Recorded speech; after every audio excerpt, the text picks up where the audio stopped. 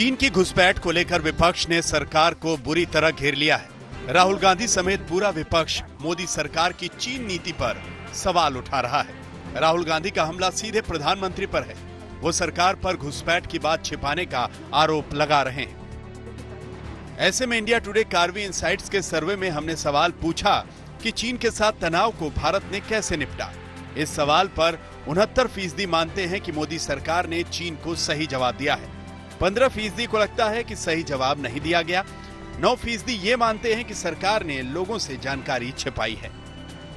देखिए, डोकलाम और चीन को लेकर कभी भी ये गाल नहीं बजा सकते हैं। डोकलाम का जब स्टैंड ऑफ चल रहा था, जो कि एक ऐतिहासिक स्टैंड ऑफ हुआ और 73 डेज के बाद हिंदुस्तान की जीत हुई, पूरे विश्व ने हिंदुस्तान का नाम गर्व से लिया। और वहीं डोकलाम के समय राहुल गांधी चीनी टेंट के नीचे रंगे हाथ पकड़े गए थे। 2014 के बाद ही कांग्रेस पार्टी का मूड ऑफ है। इनका मूड ठीक नहीं होने वाला है।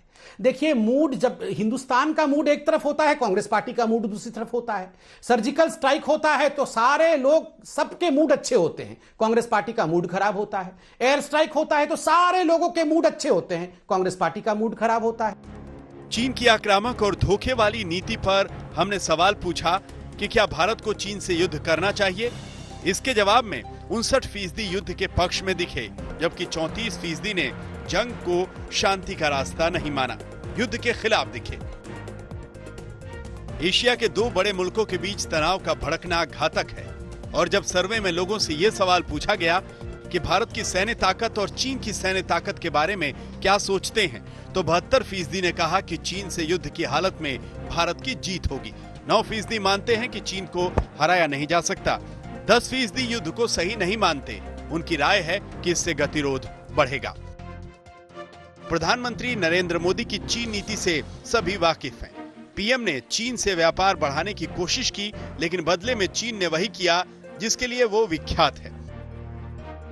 इंडिया टुडे कार्वी इनसाइट्स के सर्वे में हमने सवाल पूछा कि लद्दाख में गतिरोध के लिए कौन जिम्मेदार है, तो 47% लोग मानते हैं कि इसके लिए चीन की आक्रामक नीति ही जिम्मेदार है।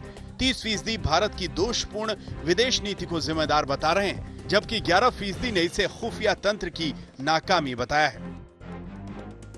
वो हमारे जवान जो आज सीमा पर खड़े हैं, आज भी चीनी सेना को खदेड़ने के लिए, उस चीनी सेना ने जब हमारे देश में अतिक्रमण किया और उसकी जो जानकारी के दस्तावेज थे जो बता रहे थे कि 17-18 मई को पेंगोंग त्सो में, गोगरा में चीनी सेना अंदर घुसी है, वो गायब हो गए, तो उन सैनिकों और उनके परिवारों को तो आज मोदी सरकार की कार्यप्रणाली से खुशी नहीं होगी। जिनका बैंक अकाउंट खाली हो गया, वो याद करेंगे कि अमित शाह जी ने 72,000 LED स्क्रीन लगाकर बिहार में वर्चुअल रैली की थी, लेकिन 7500 रुपया गरीब के अकाउंट में ये सरकार नहीं डाल पाई।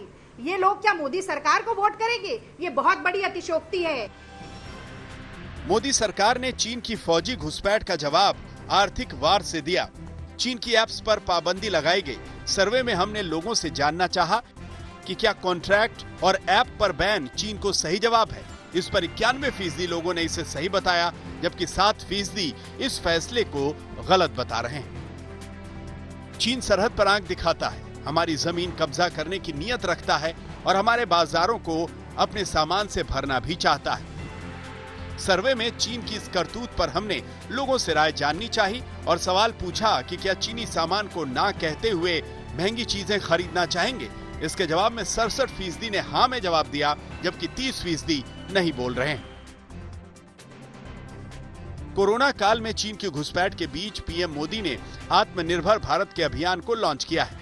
सर्वे में सवाल पूछा गया कि पीएम के आत्मनिर्भर भारत कैंपेन पर लोगों की राय क्या है, तो 53% ने इसे लॉन्च करने का सही वक्त बताया।